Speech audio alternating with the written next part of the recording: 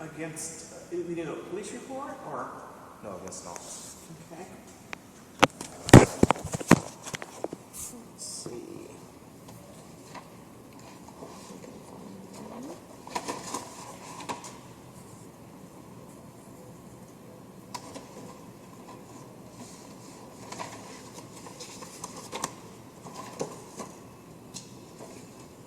Okay.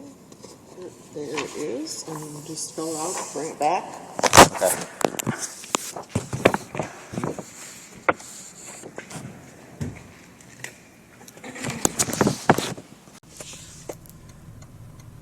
Yeah, being followed again by Cedar Park Police. So I went into Wendy's, and he met me there at Wendy's. So let's see what he wants. So I'm gonna keep this rolling so I have proof of everything.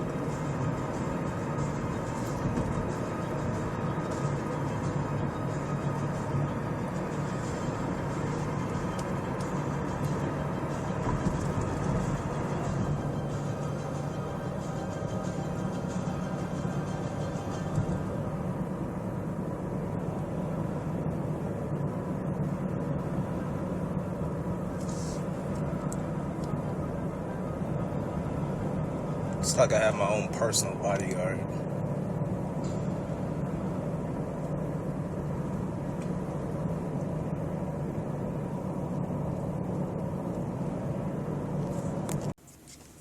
So I got pulled over again.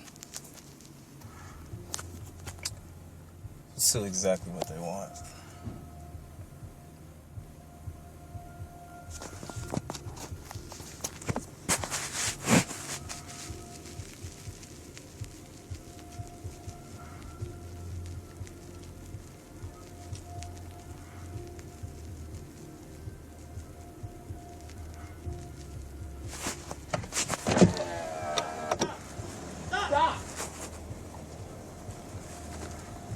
How you doing, sir? Fine. Reason for the stop, we noticed you come out of the business after the business was closed, and then we observed as you went up north, and now we're back at a closed business. Everything all right today? Yeah, you're just getting a movie at the Red Box, if that's all right. At a Red Box? That's right, if that's Cool, all right. over, man. All right. See, right here, proof, Red Cool, I Box. got you. All right. So what are you pulling me over for? What's that? What are you pulling me over for? Suspicion because the business is closed. What business? The CVS. I just told you Red Box. I know. And Okay. I'm just verifying because we've had some illegal activity going on in the area. All right. All right, so that's what I'm saying. It's kind of suspicion. So we went up, got Wendy's, came back around, and now we're back to get a Red Box. That's what it looks like. All right, partner. All right. Sir? All right, you're good. Hold on, I'm not done with you yet. I got a question for you. That's the way. I can't see you. Can I get your name and badge number? Absolutely. Boyd, 982. Boyd 928. 982? 982, yes, sir. Sure. All right. All right, partner. Thank you.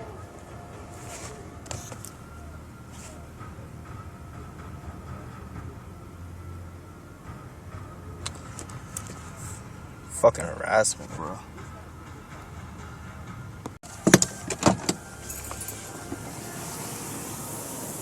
They do this stuff. They do this type of stuff all the time, bro. It's like ridiculous.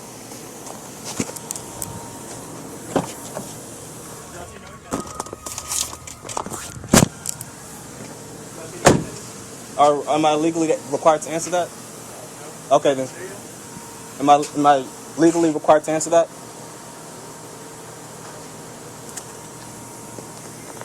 Okay then.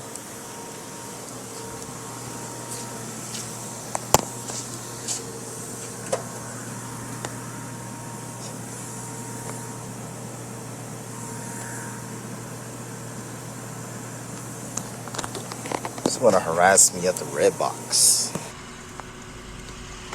So I just contacted the non-emergency hotline, and I requested for Mr. Boyd to contact me, and I will be meeting him at a public area, perfectly my choice, and I'm going to see exactly what was his reason for actually following me for about 5 to 7 minutes. I actually thought that was unreasonable, but I'll actually see what his purpose was.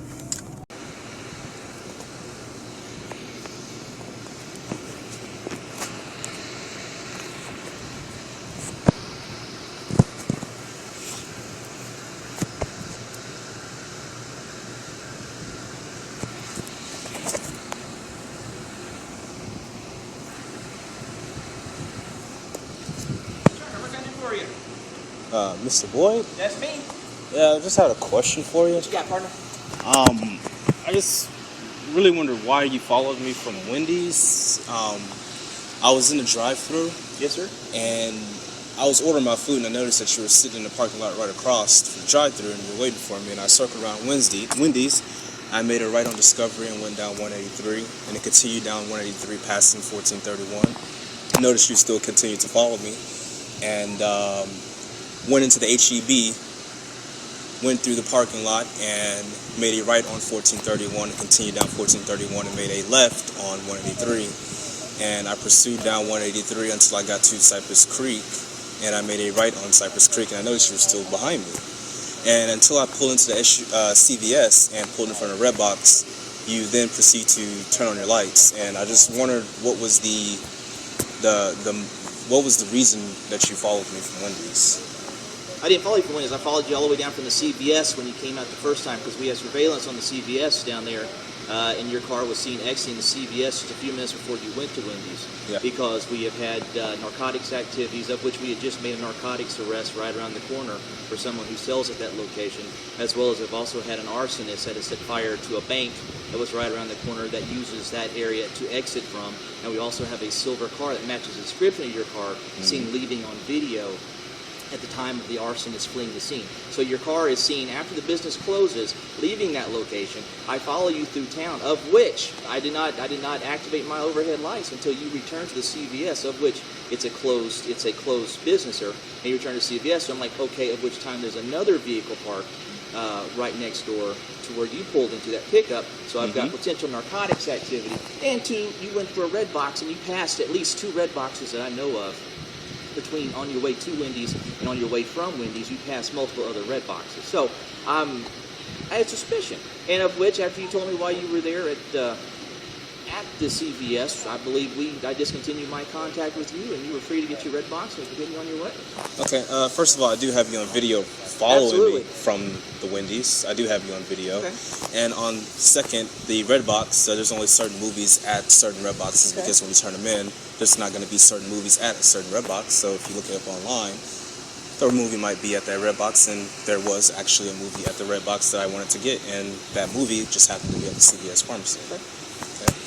Now, why were you leaving the CVS why were you observed leaving the CVS a few minutes beforehand? Did you not check the red box when you left CVS a little before that? Well, as I was saying, I went to go get a movie, and then I went to go grab something to eat. Okay. And then I checked it back again, and turns out I don't know if the guy in the pickup was the one that dropped the movie off or not, but they happened to have that movie there, so I went back there and got it. And actually, it was Gravity. That's the one I really wanted to see. But I was saying, I just really wanted to understand why you followed me from Wendy's, because I do have you on video. I know you're saying you didn't follow me, but I know you did. No, I know I followed you from Wendy's. I followed your car from Wendy's. I sure did, all the way back down to CVS where I made contact with you. Okay, and you said that my vehicle came back to a description of arson, right? Yes, and the description was supposed to be a white male. Obviously, I'm African American. I was unable to see who was in the vehicle. Your windows are kind of tinted. It's also dark. I know there was one occupant of the vehicle, of which I put that on the radio. But I did not know your physical descriptions until actually I met you at the window, at which time I knew that you didn't fit the description of the arsonist, and therefore we were done with the stop. Okay, but then you did continue to question me, which I didn't understand why. I mean, it wasn't a traffic stop. Also, like I said, once again, we also had narcotics activity in that area. Like I said, we just made a narcotics arrest around the corner, and I was asking why you were in that location after the business closed. You said you were there for the red box. I discontinued our conversation. Okay. Is that accurate? It is, but I just still didn't understand why at first you followed me from Wendy's. But now you said that it was due to an arson or suspicious activity but I just wanted to see what was suspicious about me being in a drive-through Right. at And like I Wendy's. said, and Mr. Turner, if you and I have never met, like I said, and I didn't know who was in the vehicle. We're trying to catch somebody that's burned several businesses in town. And you get a silver car that kind of matches the description of what we're looking for that left the CVS. And then you went back to the CVS and parked again. And I knew you knew I was behind you because I could tell by your movements how you were driving around town. I mean, I didn't just fall off the truck. I mean, I've done this job a few years. I knew you knew. I just wanted to make sure, I was being followed. And I didn't know You if were it had... being observed. Being observed. I just didn't know if it had anything to do with yesterday with me because I actually filed a complaint yesterday. Well, actually, I filed a complaint today from yesterday. Last night, I was stopped and for no reason. They said that I had a license plate light or whatever, which you can clearly see. Mr. Turner, I had no knowledge of that whatsoever. I didn't realize you had done it. If you had said that to me, that might have cleared up why we were meeting again, because, that was, you and I have never met, and I don't know when you were stopped for the license plate light last night. So I know I'm the shift supervisor. The complaint wasn't through me that you had made, so I was not aware that it happened. And I when I got home, it didn't really hit me until I actually noticed it. They did search my vehicle, but actually on the ticket itself, they said there was no search conducted. And I just didn't know if that, if that's just something that I should look into or not. If that is inaccurate, once again, sir, I don't know anything about yesterday's traffic stop, where you were stopped yesterday. Mm-hmm. But if you feel that you need to follow up on that, absolutely, all means, because they do take those complaints seriously at this department. Yeah, I mean, I don't have any run-ins with you guys. I mean, I just like to record. I mean, that's all I do. I don't interact. I don't come up to you guys. I just film from a distance. I mean, that's all I do. Okay. Yeah. And I tell you what, now it makes a little more sense. I can understand your sense of apprehension with my contact with you tonight. Mine is totally about the fact that actually CVS is where our arsonist is seen fleeing to, especially after the last two arsons that have burned in town.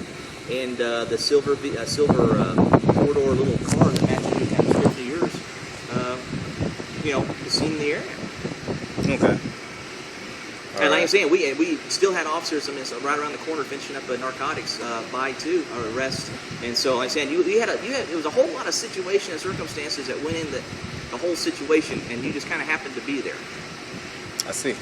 I just didn't want to make sure, that wasn't the reason because I was actually recording you guys. But I mean, I never actually bothered you or actually, yelled at you guys. I mean, I stayed, a reasonable distance and I just, filmed from a distance. There's nothing wrong with the recordings. Yeah. Like I said, I know you're recording our conversation now. You got it all going. Yeah. There's absolutely nothing wrong with that. I mean, as long as you don't interfere with the police investigation, what the police doing, it's freedom of information. It's like the public streets, freedom of streets. That's right. Yeah. All right. Well, that was just my main question. I really couldn't, ask that because I know you were busy with the other guy. I just wanted to really ask a couple of questions about why, the reason for following, the reason for stopping me, and I just wanted to get a clear understanding of why that happened. That's the actual truth. Why you and I met tonight. Okay, and I just want to make sure it had nothing to do with what happened last night when I got pulled over and searched. Nope, I'm totally unaware of what occurred with you last night. Your traffic stop or the fact you filed a complaint. So I am totally unaware of that completely. That is news to me. Well, any other questions I can answer for you? Right now that's all that I have, but that's all that I needed answered. But I appreciate it, Mr. Officer. Absolutely, Mr. Turner, absolutely. All right. I hope I can clear it up a little bit for you. That makes a little more sense on my side. We'll answer questions. All right. Explain what we do too. I mean, it's not super secret. Oh yeah. All right. All right. Thanks.